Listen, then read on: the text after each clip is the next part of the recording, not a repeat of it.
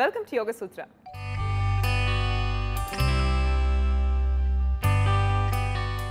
ఇవాల్టి యోగ సూత్రలో కృష్ణ గారు మనందరికీ ఏ ఆసనం పరిచయం చేయబోతున్నారో చూద్దామా?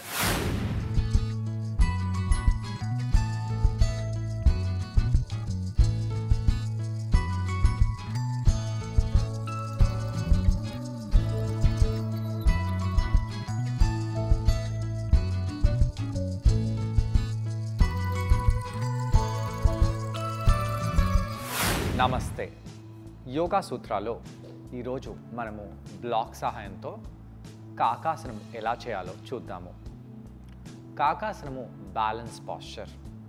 ఈ యొక్క బ్యాలెన్స్ పాస్చర్లో మన అరచేతులపై బ్యాలెన్స్ చేస్తూ మన శరీరం అంతా గాలిలో తీసుకెళ్ళి కేవలం మన మోకాల్ని చేతులకి పై ఆనించి బ్యాలెన్స్ చేస్తాము. ఇలా చేయడానికి మన శరీరంలో లైట్నెస్ అనేది చాలా ముఖ్యము. లైట్నెస్ తీసుకొని రావాలంటే మనము మన శరీరాన్ని ఒక ప్రత్యేక దిశలో తీసుకెళ్ళాలి. అలా తీసుకెళ్ళినప్పుడు మన శరీరము ఆటోమేటిక్గా లైట్ అయిపోయి మనము మన శరీర భారాన్నంతా చేతులపై బ్యాలెన్స్ చేయగలుగుతాము. ఇలాంటి ఆసనాస్ని ఆర్మ్ బ్యాలెన్సెస్ అని అంటారు. ఆర్మ్ బ్యాలెన్సెస్ చేస్తే మనము ఏదో పెద్దది సాధించినట్టుగా అనిపిస్తుంది. ఎందుకు? కాళ్ళపై చేసేదాన్ని చేతులపై చేస్తున్నామంటే మనకు అది ఒక మంచి విషయం కదా. కాబట్టి ఈ యొక్క ఆసనాలు మన వ్యక్తిత్వంలో కాన్ఫిడెన్స్ లెవెల్స్ని ఎక్కువ చేస్తాయి. ఇలాంటి ఆసనాలు ఎలా చేయాలో అనే దానిపై చర్చిస్తూ ఈరోజు మనము ఈ బ్లాక్ని ఉపయోగించి ఈ ఆసనాన్ని చేద్దాము. ముందుగా మనము కాకాసనానికి ప్రిపరేషన్ చేయాలి. ఎలాంటి ప్రిపరేషన్ చేయాలి? చేతులకి చాలా బాగా ప్రిపరేషన్ చేయాలి. ఇంటర్లాక్ చేసి చేతులని ఈ విధంగా చేస్తూ ఉండండి. ముందుకి వెనకాలకి ఇలా పైకి కిందికి చేస్తూ ఉండండి. ఇలా చేతులని పైకి కిందికి చేయడం వలన మన వ్రిస్ట్ భాగాలలో ఉండే కండరాలు బాగా ఫ్లెక్సిబుల్గా తయారవుతాయి. అక్కడ ఉండే కండరాలని బాగా వార్మప్ చేయకుండా మనము మన శరీర భారాన్ని ఆ వాటిపై పెట్టినట్టయితే మనకు ఇబ్బంది అనేది కలుగుతుంది. దీని తర్వాత చేతులని ఇలా విస్తరించండి. దగ్గరికి తీసుకొని రండి. విస్తరించి మళ్ళీ దగ్గరికి తీసుకొని రండి. ఈ విధంగా కొన్నిసార్లు మనము చేతులని ఈ విధంగా దూరంగా చేసి దగ్గరగా చేస్తూ ఉండాలి.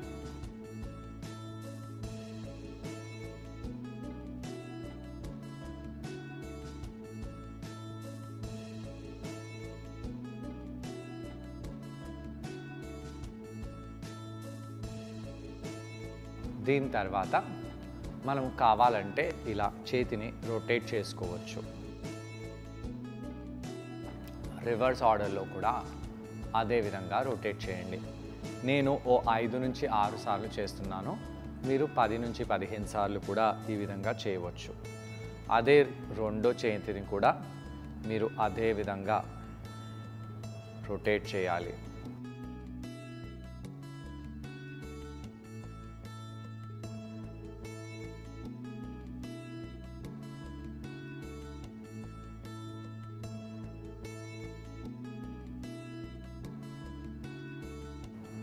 ఈ విధంగా చేసి హస్తాలని ఈ విధంగా చెక్క ముక్కలపై పెట్టండి. చెక్క ముక్కని ఏ విధంగా పట్టుకోవాలి అనేది నేర్చుకోవాలి. ఈ విధంగా 3 వేలు బ్లాక్ ముక్క పైకి వచ్చి చిటికన వేలు బొటన వేలు బ్లాక్ యొక్క సైడ్ భాగాలలో వచ్చేలాగా పెట్టుకోవాలి. ఇలా పెట్టుకొని మనము చేతిని కింద ప్రెస్ చేయాలి.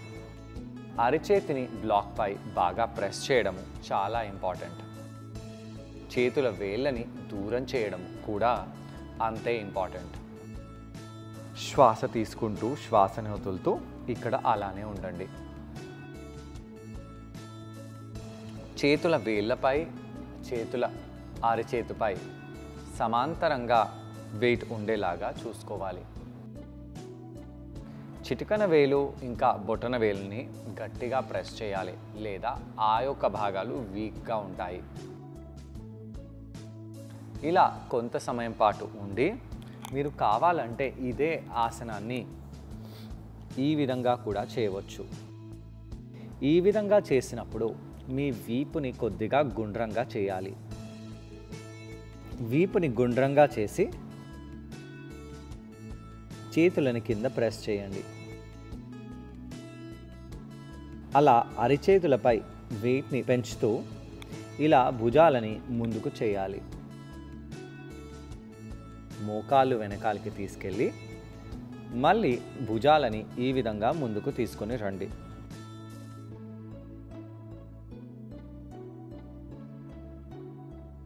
ఎల్బో క్రీజెస్ని ఒకదానికి వైపు ఇంకొకటి తెచ్చిపెట్టండి. ఈ విధంగా కొన్నిసార్లు చేతులని వెనకాలకి తీసుకెళ్ళడము, మళ్ళీ ఈ విధంగా భుజాలపై తీసుకొని రావడము చేస్తూ ఉండాలి.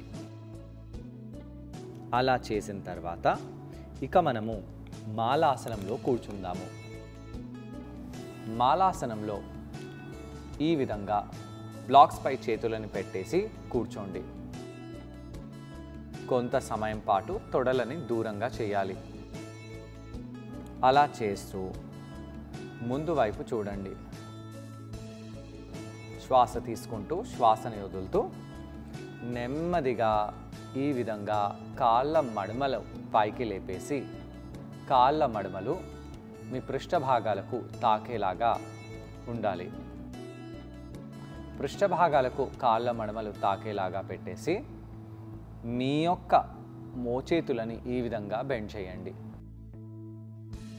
మోచేతులు ఈ విధంగా బెండ్ చేయకూడదు, అలానే ఈ విధంగా బెండ్ చేయకూడదు. కొద్దిగా వెనకాల వైపు చేసి మోచేతులు బెండ్ చేయాలి. అలా మోచేతులని బెండ్ చేస్తూ మోచేతుల పై భాగంపై మన వెయిట్ వచ్చేలాగా చూసుకోవాలి. మోకాళ్ళు మోచేతుల పై భాగానికి సపోర్ట్ లాగా తెచ్చి పెట్టుకోవాలి. అలా పెడుతూ నెమ్మదిగా ఈ విధంగా వెయిట్ని ముందుకు చేయండి. వెనకాలకి వచ్చేసేయండి. ఈ విధంగా వెయిట్ని ముందుకు చేయండి. వెనకాలకి వచ్చేసేయండి. ఈ విధంగా కొన్నిసార్లు మనము వెయిట్ ముందుకి వెనకాలకి చేస్తూ ఈసారి వెయిట్ని ఈ విధంగా ముందుకు చేసి ఒక కాలుని పైకి లేపండి. కిందికి వచ్చేసేయండి. అదేవిధంగా ముందుకు వెళ్ళి వేరే కాలుని పైకి లేపి కిందికి వచ్చేసేయాలి. ఈ విధంగా ఒక కాలు తర్వాత రెండో కాలుని మనం పైకి లేపుతూ మనము ప్రిపరేషన్ చేయాలి. దాని తర్వాత కొద్దిగా రిలాక్స్ అయిపోండి. దీని తర్వాత మనము చేతులని ఈ విధంగా తెచ్చి కాకాసనం చేస్తూ ఒక కాలుని పైకి లేపి ఒక కాలుతో కాకాసనాన్ని చెయ్యండి. ఎంత సమయం పాటు ఉండగలిగితే అంత మంచిది. అదేవిధంగా రెండో వైపు కూడా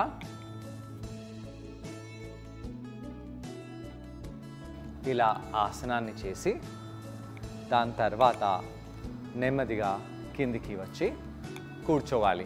ఈ ఆసనాన్ని ట్రై చేయడానికి కృష్ణ గారితో పాటు నేను కూడా జాయిన్ అవబోతున్నాను. మా ఇద్దరిని చూసి ఈ ఆసనాన్ని మీరు కూడా ట్రై చేయండి. నమస్తే. యోగా సూత్రాలో ఈరోజు మనము చేసే ఆసనం పేరు కాకాసనము. కాకాసనంలో మనము మొత్తం ఆసనం చేయకుండా కాకాసనంలో ప్రిపరేషన్ మాత్రం ఈరోజు చేస్తున్నాము. ముఖ్యంగా ఒక కాలుని ఎలా లేపాలి అనే దానిపై ఫోకస్ చేసి ఈ యొక్క ఆసనం మనము బ్లాక్ సహాయంతో చేస్తున్నాము. ఈ యొక్క ఆసనం చేయడానికి మనకు 2 బ్లాక్స్ అవసరము. ఈ కాకాసనం చేయడానికి చాలా ప్రిపరేషన్ అవసరము. కాకాసనంలో మన శరీర భారం అంతా ఈ చేతుల వేళ్ళపై ఉంటుంది, హస్తంపై ఉంటుంది. కాబట్టి హస్తాన్ని మనము బాగా వార్మప్ చేసుకోవాలి. ఈ వార్మప్ చేయడానికి మనము చేతులని ఇలా పైకి కిందికి అంటూ మన వ్రిస్ట్ని బాగా వార్మప్ చేసుకోవాలి.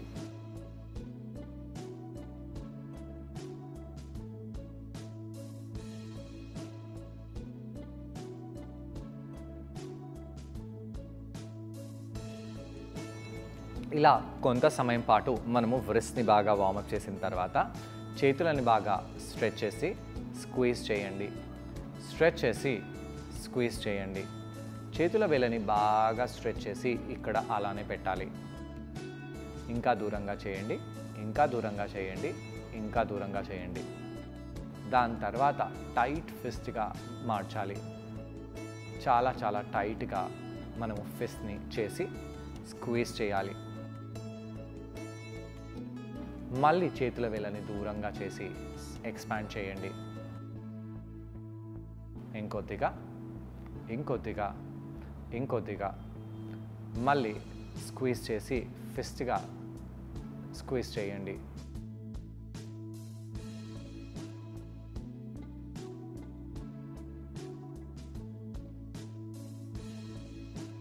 ఈ విధంగా కొన్నిసార్లు మనము చేతుల వేళ్ళని దూరంగా చేసి దాని తర్వాత దగ్గరగా తెచ్చి స్క్వీజ్ చేయాలి. దీని తర్వాత మనము ఈ విధంగా వ్రిస్ట్ని రొటేట్ చేసుకోవాలి.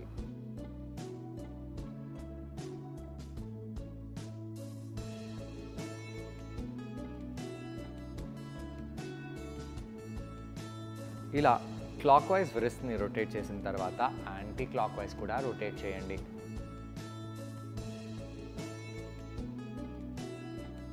అదే రెండో చేతిని కూడా మనము రొటేట్ చేసుకోవాలి.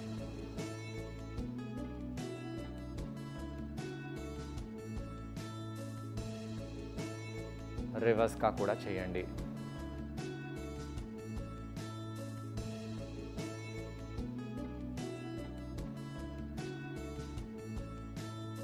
దాని తర్వాత చేతులని కింద పెట్టేసి మనము వీపుని ఈ విధంగా గుండ్రంగా చేసి ఆ మోచేతులని ఒకదాని వైపు ఒకటి చూయించేలాగా పెట్టాలి.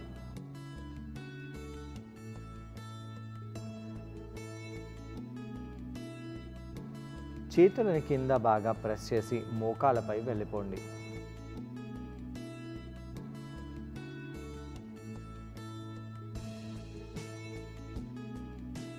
చేతుల వేళ్ళని కింద బాగా ప్రెస్ చేస్తూ మోకాలపై ఉండి వీపుని రౌండ్ చేయండి. ఆర్చ్ చేయండి. రౌండ్ చేయండి. ఆర్చ్ చేయండి. ఇలా చేతులు, వ్రిస్ట్, భుజాలని బాగా మనము వార్మప్ చేసుకోవాలి. పొట్ట కండరాలని కూడా బిగిసి పెట్టాలి. దీని తర్వాత ఒక్కొక్క చేతి కింద ఒక్కొక్క చెక్క ముక్కని పెట్టేసేయండి. ఆ చెక్క ముక్కని 3 వేళ్ళతో పైన పట్టుకొని చిటికన వేలు, బొటన వేలుతో సైడ్లలో పట్టుకోవాలి. అలా పట్టుకొని ఆ బ్లాక్ని కింద బాగా ప్రెస్ చేయండి.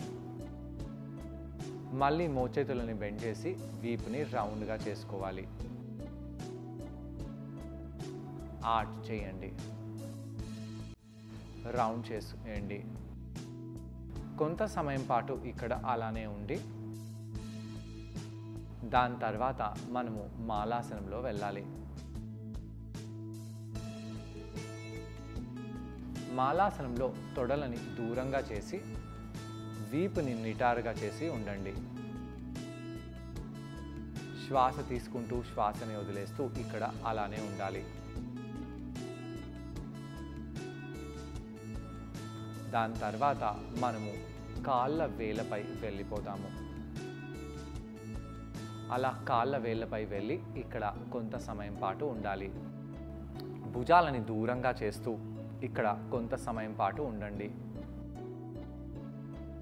శ్వాస తీసుకుంటూ శ్వాసని వదిలేస్తూ ఇక్కడ కొంత సమయం పాటు ఉండి దాని తర్వాత మనము ప్లాంక్లో వెళ్ళిపోదాము. ఇలా తలని ముందుకు చేసి మోచేతులని కొద్దిగా బెండ్ చేసి పృష్ఠభాగాలని పైకి చేస్తూ తొడకండరాలని పైకి చేస్తూ ఈ పలక పాస్చర్లో కొంత సమయం పాటు ఉండాలి.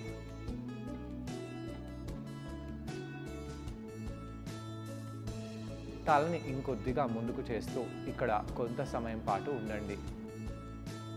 ఇలా ఆసనంలో కొంత సమయం పాటు ఉండడం వలన మన పొట్ట కండరాలు ఇక్కడ బాగా దృఢంగా బలంగా తయారవుతాయి. ఇక్కడ ఎన్నో విధాలుగా మనము పొట్టకి సంబంధించిన ఆసనాలను చేయవచ్చు.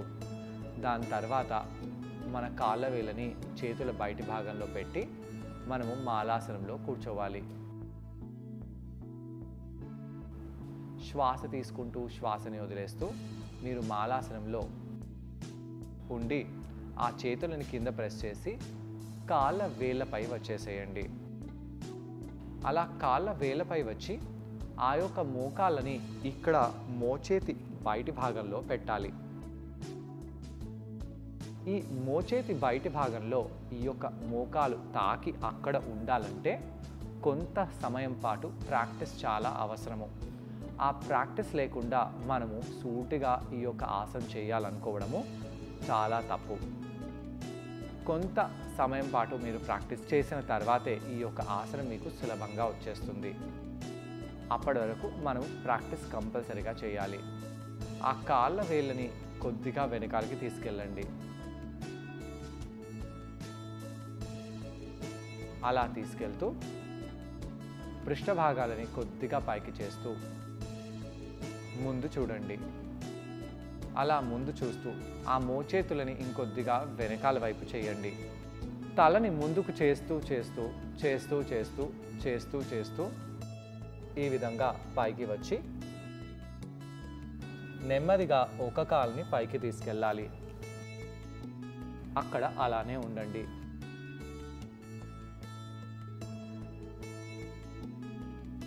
శ్వాస తీసుకొని శ్వాసని వదిలేస్తూ ఇక్కడ అలానే ఉండి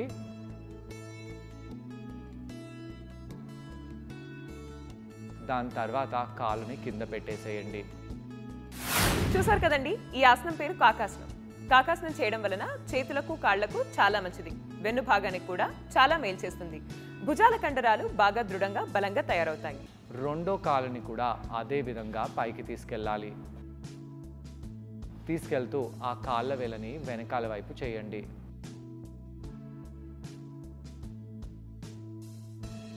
కొంత సమయం పాటు అక్కడ అలానే ఉండి